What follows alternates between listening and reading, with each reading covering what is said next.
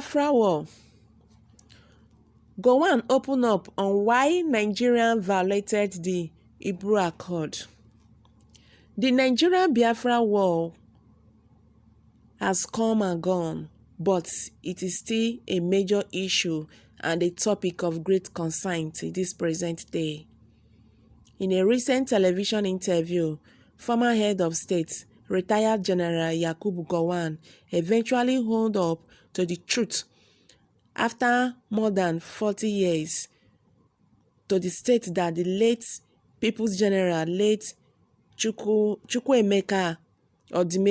Ojukwu, had insisted that on ABURI Accord he stood, but he, Yakubu Gowon, being then Nigerian military head of state, totally objected to that agreement reached at ABURI in Ghana.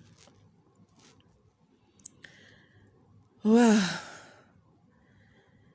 And you recall that the violation of the ABURI Accord by the Gowon-led the federal military government of Nigeria triggered all of the Biafra Nigeria civil war, which claimed over 2 million lives, including children, women, men, and the elderly, with properties worth billions of USA dollars.